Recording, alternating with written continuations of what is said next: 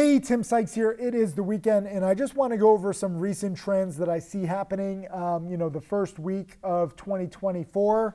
Good and bad. I get a lot of questions. I will remind you that I only do Q&A during my challenge webinars, my weekly challenge webinars. It's crazy to me how many people ask me questions when I'm in a trade on all different platforms. If you think that you're DMing me, if you think that you're WhatsApping me, you're not. These are imposters. Block and report them. I only do Q&A in my challenge webinars. Understand that I am overwhelmed by students, non-students, everybody alike. So this is why I encourage you to join my challenge and ask me questions during those specific times. The first week of 2024, not the best for me. I do have to give props to my student Andrew. Really awesome guy, made over $1 million. You challenge students, you know that we had him on the webinar on Friday. I encourage you to watch it again. He gave so many great tips. Young guy, really cool. I got to meet his family. Amazing backstory, and we'll share it all soon. But his family is an owner of a nail salon, and he literally was like studying in between giving manicures and pedicures. Really cool story, and I just want you to congratulate him. He is the student of the week. Just crossed $1 million the last few days of 2023, and shows every trade. Really humble, really. Just a really good guy. And it's nice to say that, in this world where like nice guys finish last, in trading, nice guys can finish first. If you stay humble, if you stay dedicated, it's very cool. So congrats to Andrew. Myself, the first week of trading, it's cool. I'm over 7.5 million total. The first week of trading, nothing really to write home about. In 2 days of trading, I was up nearly $2,000. Then I faced some difficulties. The market is a little choppy right now. We're so overextended over the past few weeks. I really think that's like the main trend. So you can't expect too much continuation on a lot of these plays because they've just come so far. We are in January, so theoretically, we're going to do pretty well because, you have like the beaten down small cap stocks. You have the January effect in play. But it's just not exact. We don't have any truly hot sector. We have like the space sector heating up. We have speculative stocks spiking a little bit. We have some excessive short squeezes. But these are all like kind of like mini trends. And you do have to be careful. I was really all about DOGZ to start the year and to start the week. Thank God I got away from it because this is a 3-year chart. It is a former supernova. In case you wonder why I'm trading like these crappy stocks, I always like former supernovas, but at the same time, I'm not going to give them like infinite time in patience. DOGZ was pretty good early on. It was uptrending quite nicely from the 4s, and it actually went all the way to the 9s. But Friday, it dropped 50%. And really, this isn't that huge of a surprise. This is a crappy company. Understand, all of the companies I trade are crap. Leave that comment underneath this video. Say, all these companies are crap. I want you to understand it. I don't want you to hodl. I don't want you to think that these are good companies and they're good for long-term investments. I'm trading them for their volatility and for their patterns. And, when I was buying DOGZ, it had a nice morning spike. It was holding near the day highs here in the 8s. And I thought that it could squeeze more. It moves really fast. Like this morning spike, it moved from 5 to 8 in like just a few minutes. And even though it came down, I like stocks that prove that they can spike that fast. They tend to spike again, especially when they get back near their highs. I was frankly a little surprised that this couldn't squeeze even more. Supposedly they were supposed to report earnings. I think Friday's big drop was because they didn't report earnings. And is something wrong or not? It looks like they're delaying earnings. So I think that's probably the reason. But it was uptrending, and it just couldn't break $8 a share very convincingly. It did actually on day 2 spike from the low 7s to the high 8s, but it didn't really start the breakout from $8 a share like I wanted. So I traded it a few times, took a few $100s in profits. Nothing really to write home about. You know, it was mainly just frustrating. Like sometimes I'm going to win even if I'm frustrated, but small wins, small gains, small losses, like they're all kind of scratches, and it didn't do what I wanted. So I was just out of it. And, you know, yes, it did go up to the 9. Some people were saying, Tim, give it more time. This is exactly why I don't give it more time. You know, it went up basically another $1 a share from my entry, or $1.50 a share, but then it also dropped $5 a share. You cannot overstay your welcome in these stocks. If you do, they're going to punish you. If you ever get too confident, if you ever get too aggressive, the stock market is going to humble you. And that's what happened with DOGZ. I didn't get the price action I wanted, so I was out for small gains and small losses. It doesn't matter. I moved on to 2 other crappy companies. AYRO, which is like this little electric vehicle maker, wannabe Tesla. They got a big government contract, so I thought AYRO was going to spike. Didn't really get what I wanted. You know, this is like really kind of like the theme for the first week. It spiked up from basically the 170s, hit a high of the 220s pre-market. I was dip buying it in here in the 190s. You know, it had already hit 225, so I'm buying it on a 30-cent a share dip, buying it near the market open. I think that it's going to retest the 230s. Didn't get there. So I said, nope, small winner for me, no big spike like I wanted. Needed to get back to the 220s, 230s. Didn't do it, so I'm out. Small gains and small losses are not fun.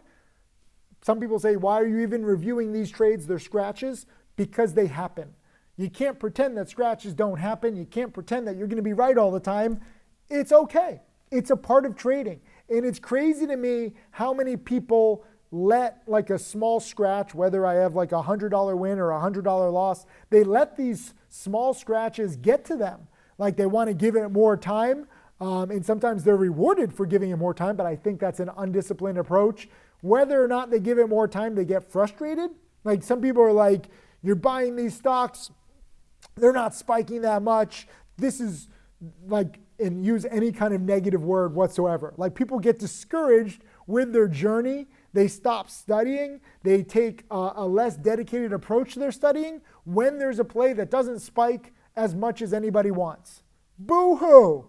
Boo-hoo. Let's cry about it. Oh, the stock didn't spike as much as you want. Oh, you want a little lollipop? You want a little gold star to make you feel special? Deal with it, okay? Get over it. Build a bridge and get over it. This happens sometimes with stocks. Do I care whether it spikes as much as I want? No, I don't care. I recognize that that's going to happen sometimes. I move on to the next. Here's ASTR.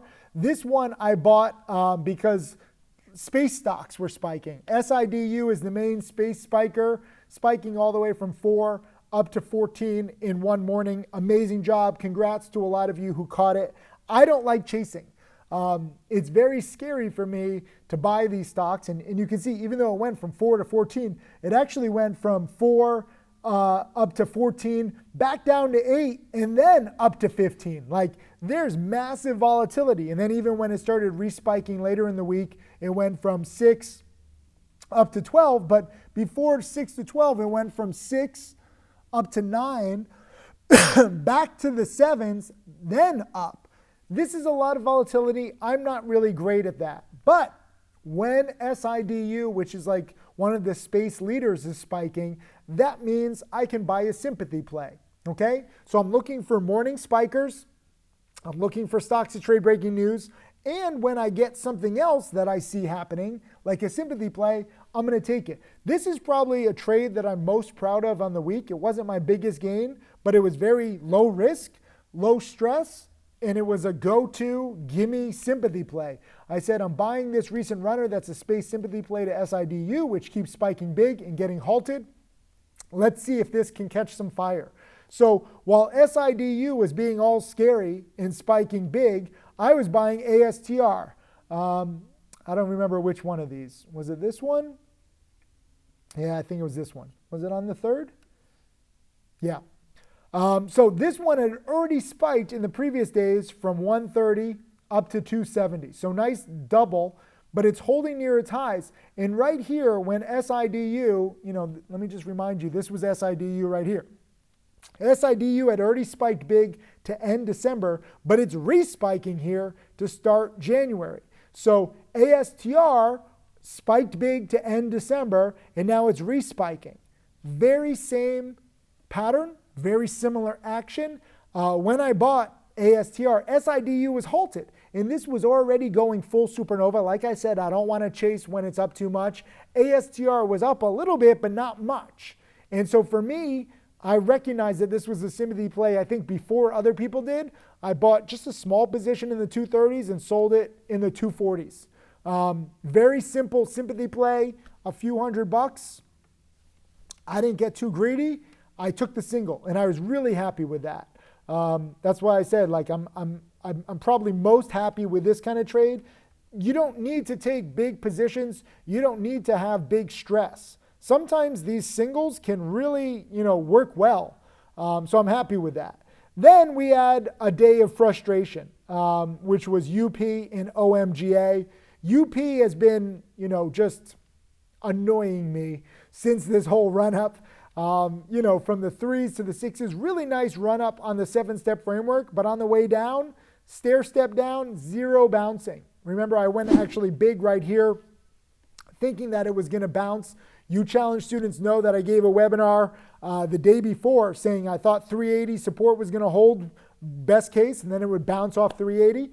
380 support did hold. It just didn't bounce. This is the market. There was a little resistance here in the 4s. It came down. I was like, okay, you don't want to bounce. That's fine. Here it bounced above 4, but couldn't really hold it. And then right here on Wednesday, it bounced back above 4 and did hold it. And so I was like, haha, now you're going to bounce because you're holding that 4 resistance, which now becomes support. So $4 a share is an easy breakout target. And so I bought it at around 410, 415. I even added to my position. I didn't go as big as I did, to end December because it just disappointed me. But I was like, now I got you. You're above 4. I know what you're going to do. What did it do? Nothing. On Thursday, it couldn't hold 4, and it actually went down to 370, so I cut losses. By day's end, it recaptured the 4s, and then Friday, it did exactly what I wanted, and it went back to nearly 5. This is the action that I wanted, to start Thursday morning. And unfortunately, this is a sign of the times. I got what I wanted, but not when I wanted it. And I don't regret it. Losing a few $100s is not the end of the world, but it's very typical of this annoying market, and you just have to expect it. OMGA, this is another one that I really thought was going to spike more. And the funny thing is, because, they deal with like this obesity drug, which is all the rage, with Eli Lilly, and they signed a deal. And theoretically, OMGA should keep going. But let me just show you what OMGA did. I waited for the dip. I didn't want to chase it. What did it do? It spiked all the way to the 6s, came down. I'm buying it in the mid-5s. I'm like, oh, I think this is going to retest the 6s. It's choppy. It can't bounce that much. It actually went down to the high 4s. So I had to cut my losses. Let me zoom in just so you can see. Really frustrating. That's the next day, 2-day chart. I'm using Stocks to Trade software, by the way. In the past, I use E-Trade software. Stocks to Trade, props to the team. They finally got their software to work with the video lessons, so you're going to see a lot of stock charts from Stocks to Trade. This is my main platform. I've always used it. I just couldn't show it on videos. But this was the spiking on the obesity drug deal. Really good deal. Went all the way up pre-market to the 6s, and I'm buying it in here. I'm buying it on this choppiness in the mid-5s, and I think that it's going to do well. Where was it? Maybe it was in here. I waited until the market opened. So it went back to the 590s, and I'm buying it in here in the mid-5s. And I thought that it was going to respike to the 6s, and it was just so choppy, and I was just like, screw this. I don't need this stress. I lost like 10 cents a share. It actually dropped 70 cents a share from my entry, so I was wrong on my dip buy. But it used this kind of gap. It filled this gap right here to the 480s and then spiked back to the 620s. So there was $1.40 a share of bounce off the lows. I just underestimated it. Like I said, very typical of this market, very similar to UP, where, in hindsight, yeah, I'm right that it can spike more, but it's choppy. And this is part of the reason why I don't like choppy stocks, because I get chopped out. I got to cut my losses. I cut my losses on both of them, and I'm happy to do so just in case. And then QS, because I'm recognizing that these stocks are so choppy, I'm really happy with my QS trade. I know it doesn't look like anything great, but I was dip buying it on the panic. I was dip buying it right in here, thinking that it could bounce, but recognizing that I'm not getting exactly what I want. So I'm not expecting this is going to be, a huge bouncer. I got a little single and I was out because I was also starting the challenge webinar with Andrew. Went on camera with Andrew, so it was a little difficult for my non-technological self. And I took basically 20 cents a share. And some people are like, Tim, you're such a coward. Yes, I am a coward, especially because the week taught me that it's good to be a coward. Sometimes it's good to be aggressive, 2020, 2021, and some parts of 2022 and in 2023. But to start 2024, the market is telling me, yes, there's volatility, but no, you're not going to get exact patterns, so take profits quicker. And that's what I did on QS. And, this does not look like that much, but guess what? What did QS do? Nothing. Robert De Niro voice, nothing. Okay? It didn't bounce clearly. It actually went all the way down to the 840s. So had I been more aggressive and said, no, this has to bounce, I would have been wrong. So sometimes it's good to just go over what the market is giving you. And then, by the way, MAIA closed perfectly. Those of you who are weekend trader subscribers, fantastic. First green day. They put out a press release. The CEO is presenting at a conference next Tuesday. I'm in from the 130s, closing the 150s. I was actually flying Friday afternoon, so no Wi-Fi. Normally, I'd like to, be there for the close on Friday, but sometimes, I have to take flights. Strong first green day, very happy with that. So, frustrating week, a little over 1,000 in profits, but I closed the week strong by adapting, being a coward on QS, and then having a really solid setup on MAIA where I'm up a few $100s. So theoretically, a potential, $2,000 week or $1,500 week, but more important than the money, I learned and I adapted. And I think that's what you need to do on any given day, any given week, in any given market. Always be adapting. Leave a comment. Let me know what you think about the trading week. Did you learn? Did you adapt? Did you stay safe? Did you practice disciplined trading? I think that this is not a great start for me in 2024, but a good start. Lots of lessons too. And the overall market was down quite a bit on the week too. But again, I think that this is just because we're so overextended. I think the market does need to rest for a little bit. We'll see what the rest of the year brings in, but stay disciplined, take singles, and always be learning. Most importantly, be learning and adapting to what the market gives us, good or bad. You don't want to be too aggressive in a conservative market. You don't want to be too conservative if the market gets aggressive. So that's today's lesson. Again, please do me a favor, congratulate Andrew on his 7-figure success. Such a good guy. I want more millionaire students. Don't feel bad if you're starting small. Don't feel bad if you're losing a little. Don't feel bad if you're only making a little. It's a process. And Andrew did not succeed overnight. He learned, he adapted, and he sized up later on. So he's a great example to follow. I'll see you guys in chat. That was a video that I just filmed for subscribers. Like literally, this is what I do. I come to the studio and I film, and I want you to understand that. The market is not always exact. You're not always going to get exactly what you want. That's trading.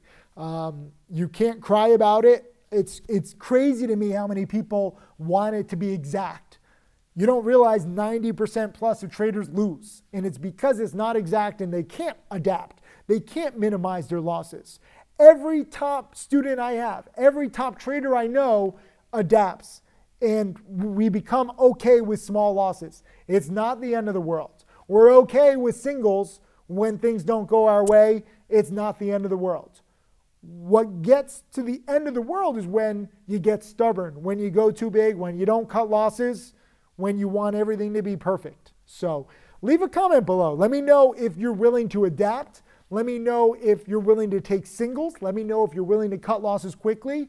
The cool thing is, it might not seem like that much the first week of 2024, but there's lots of lessons. And if you can apply these lessons throughout different markets, you'll really see a change in your trading over time.